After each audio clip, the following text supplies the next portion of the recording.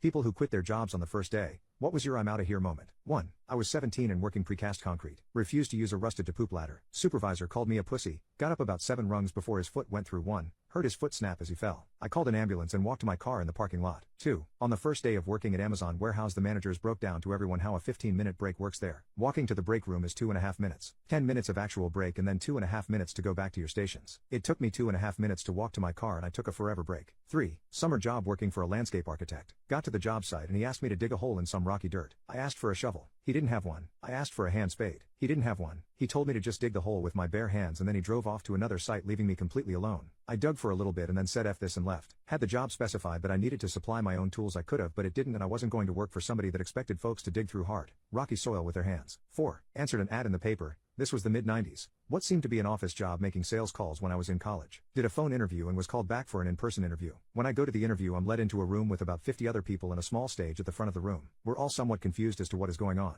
Finally, a guy gets on the stage and informs us that we've been selected for the opportunity to sell Cutco. Me and 2/3 RDS of the rest stood up and walked out. 5. A long time ago. Not long after getting my papers as a chef, I had an interview at a hotel for a position in the kitchen. The executive chef and I chatted in his office for about 20 minutes. At the time I remember him coming off as very arrogant, which is quite common in this field. I didn't think much of it at the time as the pay was decent and the shift was what I wanted. As I was leaving his office, I turned to leave through the dining room, the way I had come in, which was closed at the time. It was another hour or so before service started, and he says to me, "No, not that way. Go through the kitchen. You're not good enough to go through the dining room." I was so surprised by what he said, I just did what he asked without a word. Later on, after I had got home, I phoned him up and said that after having a close look, I decided that his menu wasn't good enough and that I wouldn't be accepting his offer. 6. I answered an ad for a babysitting job. I was already working on a casual basis, but it was sporadic, so I thought some after-hours babysitting would be welcome extra cash. The couple were both in the military and proceeded to tell me that I would be staying in the spare room and looking after their 6-month-old child around the clock as well as doing the housework. I would have one day off every 2 weeks. They said it is cash in hand so I could sign on to the dole, unemployment benefit, to make up the rest of the money. I left on the spot. They wanted a live-in housemaid and nanny, not a babysitter, and they were not able to pay for one. Why they thought it was up to me to illegally collect the dole to subsidize them, I don't know. 7. I interviewed for a professional marketing assistant and got the job straight away. I was under the impression that I would be an assistant to the man I was interviewed by. When I showed up for my first day, the same waiting room I was in the previous day was full of people. I quickly learned that we were all hired, and that I would be a door-to-door salesperson selling some pretty useless poop. I spent my entire day inside a Starbucks applying for other jobs and went home,